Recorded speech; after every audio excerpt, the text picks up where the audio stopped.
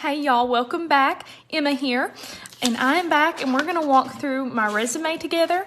If you have been taking our Impact Challenge, then you already have your resume and it is good and ready to go. You have read all the resources and tips that we've given you, and maybe this walkthrough will be the final thing that you need to just solidify what you've already done.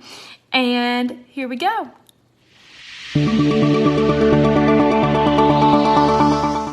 Alrighty, y'all, so I've taped this up here for the sake of simplicity, but I'm going to walk y'all through this. This is a super snap way of doing it, but y'all should have sort of an outline like this anyway. Now, before we even get started, you can always add a little color. You can add a navy or a green or something to differentiate the colors, but be sure that it's something that will print off very well in black and white, because that is how most people print off resumes, and usually you turn them in online. So that's just a thought. All right, let's start. Here's my heading. My name is bigger and bolder than anything else on the sheet, so they know that is me and I'm okay to put it on there. Next is my address. I don't put my full address until I'm actually ready to turn something in. That's just for a privacy thing whenever I have to give off generic forms like this. And then there's my phone number and my shortened LinkedIn URL. So it's shortened. You don't have the URL going all the way across into Neverland. So that is all the basic info that they need to know. The next thing, and probably the most important thing on this entire sheet, is my education, because I'm still in school. So I put the school that I'm going to and the college that I'm at. And remember, right here, tech students, typos. Let's always remember to do technological. It's not technology, it's not tech, it is technological.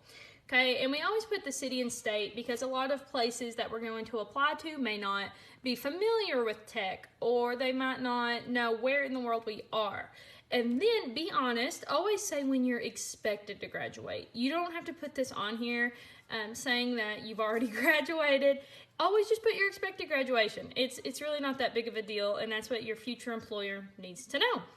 And then if you have a decent GPA, put that on there as well. And then I always put my degree as well. Okay, so this is, I keep saying I always do this, but this is pretty standard.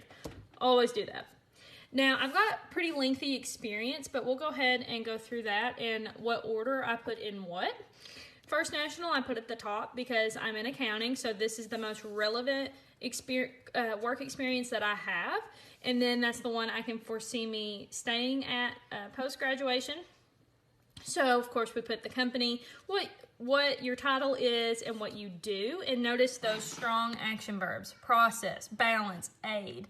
Okay, so they know I'm doing things on a regular basis, and then, of course, how long you have been there. The next thing is my job at Tech. Same deal. Now, this one's a little different. So the employer is actually Tennessee Technological University, but I work in a certain department. So I put that on there, and then my title, what I do, and then the city and the time I've been here.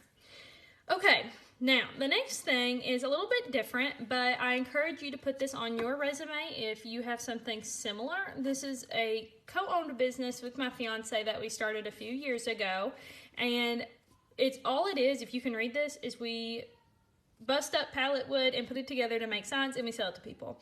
But this shows initiative, it shows business sense, which is what I'm going for, right? College business accounting. And it shows that I'm an entrepreneur.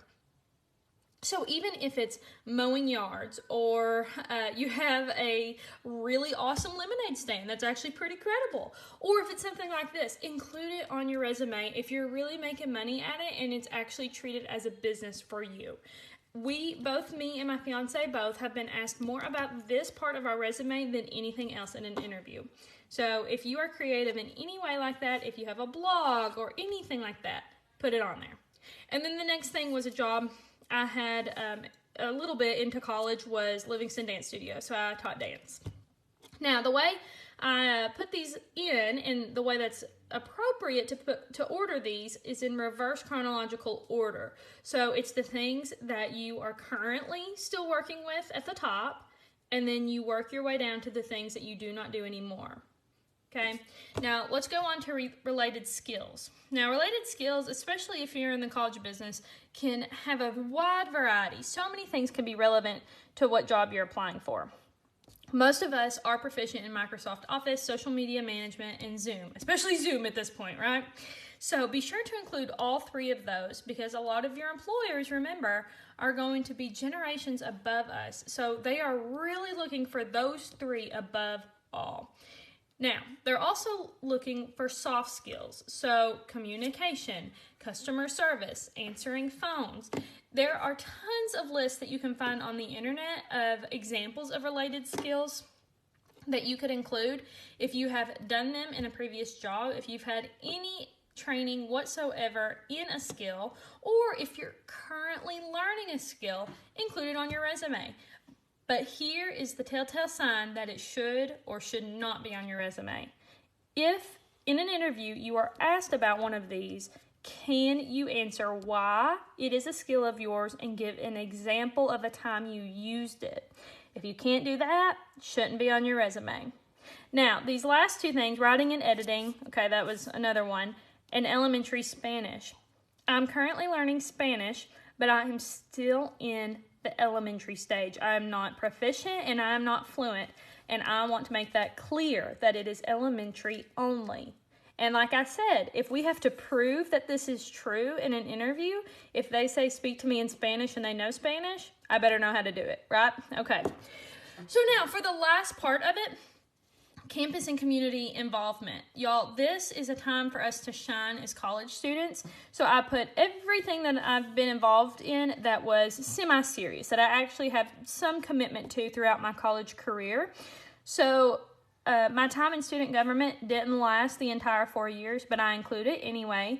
Any volunteer times that I had within our community, I include that. Now, this over here, I put the most interesting things first because I know that's what they're going to read first. I want them to read the most interesting things at the beginning. So I'm on a business development committee at my work. Sounds cool, right? It is. And then I'm a blog writer. I studied abroad. If you studied abroad or had any unique university experience, include it. It is a story that you can tell, and that is how we represent ourselves, is through stories. I'm president of Accounting Club, so that shows a little bit of initiative there. I'm vice president of the Ambassadors, another little bit of initiative. And then any exceptional award that you have won, include that as well. So that is what my resume looks like. Let's add one more little point that I never even thought of when it was updated. So that, first of all, so you can remember on your computer, but so your employer knows that you're pretty serious about how accurate all of this is. And then the last thing you can include at the very bottom, if you want, is references available upon request, or you could put willing to relocate if it's that kind of a job. Okay, y'all, that's it for now, and that is a pretty extensive walkthrough, but I know that with the Impact Challenge, y'all are doing awesome, and I can't wait to see your resume.